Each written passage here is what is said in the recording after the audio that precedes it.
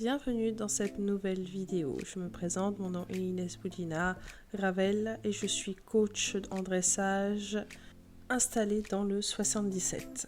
Alors aujourd'hui nous allons faire une vidéo sur comment rendre notre cheval plus réactif dans les postérieurs, plus fermé avec une jument qui a tendance à courir et qui a tendance aussi à énormément s'allonger et à mettre les postérieurs très en arrière et plutôt s'enfermer. Donc là ce qu'on va faire, c'est qu'on va faire énormément de transitions. On va le faire d'abord au pas parce que c'est l'allure où elle a tendance à le plus courir et on va dire que ça va permettre de déjà la fermer derrière dans un premier temps pour permettre après de le faire dans les autres allures. Le travail au trot est exactement le même et pour le galop c'est énormément de transitions aussi. Donc je vais faire énormément de pas arrêt dès qu'elle va commencer à s'étaler devant et à courir, à marcher plus vite que le nécessaire et oublier un peu ses postérieurs. Donc je vais l'arrêter pour lui dire reste avec moi et après je vais repartir quelques secondes après. Je vais même pas non plus demander la immobilité totale au début, je veux juste qu'elle ait cette action de revenir. Il faut vraiment qu'elle soit à mon écoute. Donc l'objectif c'est de garder les mains très calmes devant et que tout se fasse dans le dos et jambes. Donc on va répéter cette action un nombre infini de fois, il n'y aura pas de limite. C'est dès qu'elle va commencer à courir un peu, tout de suite nous allons stopper ça et repartir immédiatement. Je vais alterner avec ça avec des cercles. Dès qu'elle va commencer à se durcir par l'énervement par exemple, parce qu'elle a envie de courir, elle a envie d'aller vers l'avant, je vais aller lui demander une petite volte avec ma jambe intérieure en pression pour venir l'incurver et rentrer son postérieur interne. Mais je vais vraiment d'abord me concentrer sur les transitions. Ça va vraiment être le point le plus important, venir la fermer. Je peux aussi venir la toucher un peu avec le stick au postérieur pour venir justement la fermer plus, mais vraiment essayer au maximum de ne pas mettre la main et garder bien la main devant, comme si vous vouliez juste garder un fil tendu et garder une connexion avec elle. Si jamais vous mettez trop de mains de manière générale, vous allez désensibiliser votre cheval et ça va être plus difficile pour lui de faire la différence entre vos aides. Donc quand vous allez vouloir l'arrêter ou quand vous allez lui demander un changement de direction, ainsi de suite. C'est vraiment très important de garder une main souple. Ce n'est pas seulement la main, c'est jusqu'au coude. Il ne faut pas se concentrer que sur la main. Quand on tient les rênes, c'est tout notre bras qui fait partie de la rêne. Il faut vraiment avoir cette notion-là, mais on pourra en parler un peu plus en détail dans une prochaine vidéo. Donc vraiment, ce geste-là, on va le faire sans nombre limité.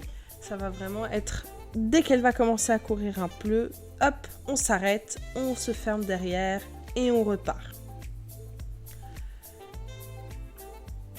L'objectif étant qu'elle apprenne à m'attendre et qu'elle apprenne à m'écouter.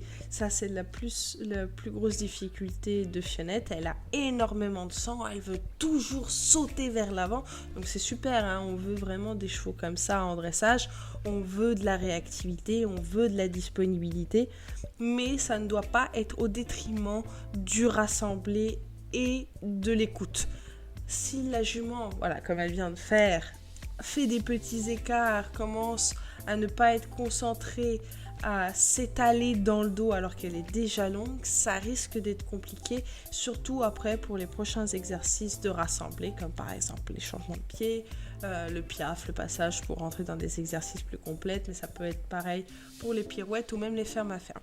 Et puis on va faire exactement la même chose au trot. Exactement le même exercice. Donc là je vais trotter assis parce qu'on a déjà fait notre détente. Et voilà, dès qu'elle va commencer à ne plus m'écouter et à accélérer de manière disproportionnée et à s'étaler devant, à ne pas rester avec moi rassemblée, je vais l'arrêter. Vous verrez que le trot est beaucoup plus rebondi, elle est beaucoup plus fermée derrière que d'habitude. C'est un bon travail.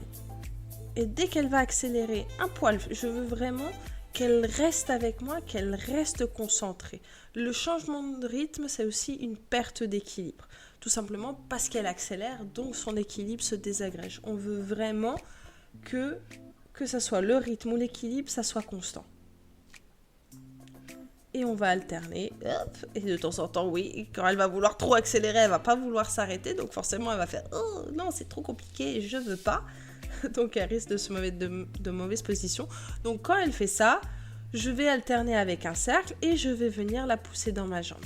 Et si elle accélère trop dans ce cercle, pareil, hop, je m'assois calmement et je lui demande la transition.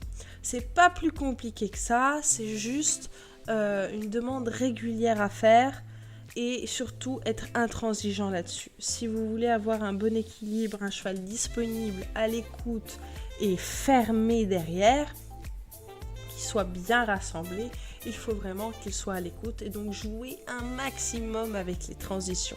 Là, dans un premier temps, on a fait des pas arrêts, des trop arrêts, mais c'est exactement la même chose dans l'allure. Donc on va lui demander d'agrandir l'allure, de rapetisser l'allure, de s'arrêter, de repartir. Le cheval doit faire à peu près un millier de transitions pour qu'il soit totalement disponible et à l'écoute. Plus vous ferez de transition, plus le cheval sera à l'écoute. Plus vous aurez les mains devant, plus il sera sensible et sera disponible pour vous écouter. J'espère que cette vidéo vous a plu. Je vous souhaite une excellente progression. Vous pourrez trouver toutes mes coordonnées en barre de description. Je me déplace pour donner des cours et travailler vos chevaux dans tout le 77 et les environs. Je vous souhaite une excellente progression et à bientôt.